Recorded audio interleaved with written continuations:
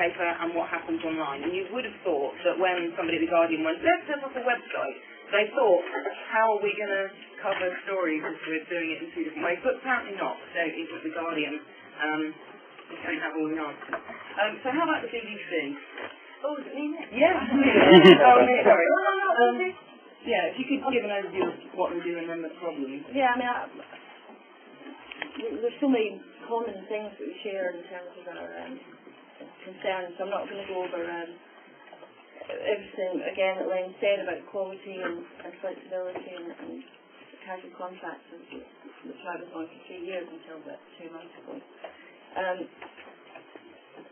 I feel a bit uncomfortable coming and feel like I'm doing a PR job for BBC Online, but I was asked to try and just explain the nuts and bolts of how it works there so that people can take some facts and figures away and just understand how it is that we do things. So I feel a bit wrong doing it, but I am going to try and be positive as well. It's not perfect, but if we just assume for the purposes of this meeting that we have got a lot of things right, and it's a bloody good website, if you don't mind me saying, and you know, so for these purposes, we'll just assume that we've got a lot of things right and that we've obviously got a lot of months unknown. That's all we usually do. But I just thought people might be interested to know that how we are resourced, because I think it's usually interesting when I mention to people that we have 400 staff working for BBC News Interactive, and people usually raise an eyebrow and say that sounds excessive. I'd love to say they're all journalists, they're not. I mean, it's a whole mixture of people. That covers also digital text and CFAX, which is covered from our newsroom. So it's journalists, it's technical people, it's designers, web developers, audio and visual people, and CFAX and digital, as I mentioned. I mean, I rang the newsroom earlier just to ask some stats on how we were doing at the moment, and on Wednesday we had 33.6 million page views last week. Sorry, can you hear me at the back? Not really. No. I was just saying that in terms of how we're doing after 10 years since we started, we're looking at about 35 million page views on a normal weekday.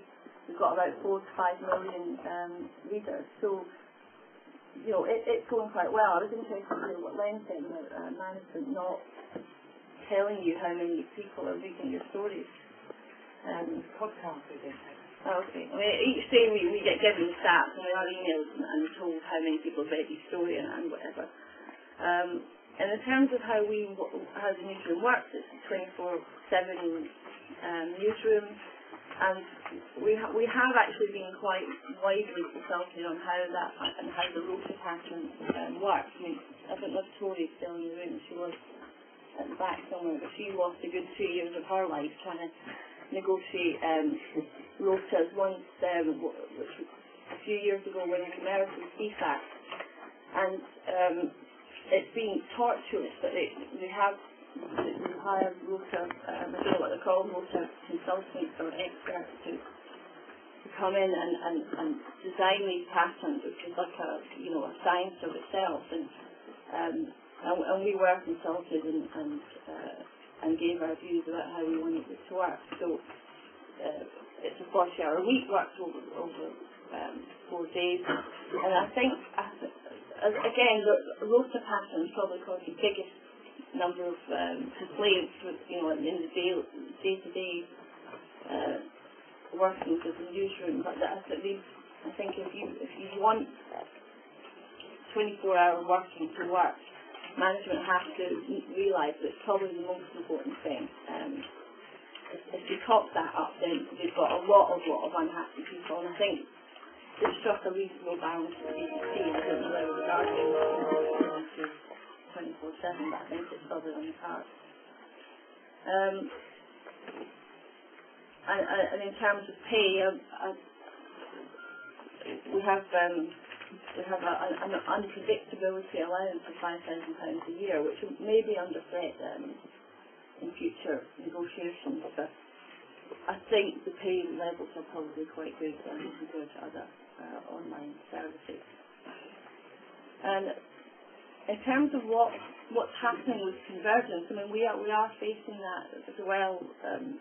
We've got a slightly different history because obviously we haven't come from, we were never a newspaper, but now we are having to integrate with our TV and radio colleagues. But it's more, at the moment, feels sort of a gradual sort of cross-fertilisation rather than some kind of suddenly we're all having to work together. What the BBC is trying to do about that is encourage people into job swaps and attachments and secondments so that we can start to understand each other's jobs and train to do them. It is an exciting place to work, and the pace of change does keep it interesting, but we have a lot of the similar concerns that we have at the Guardian, and basically, we echo what I was saying.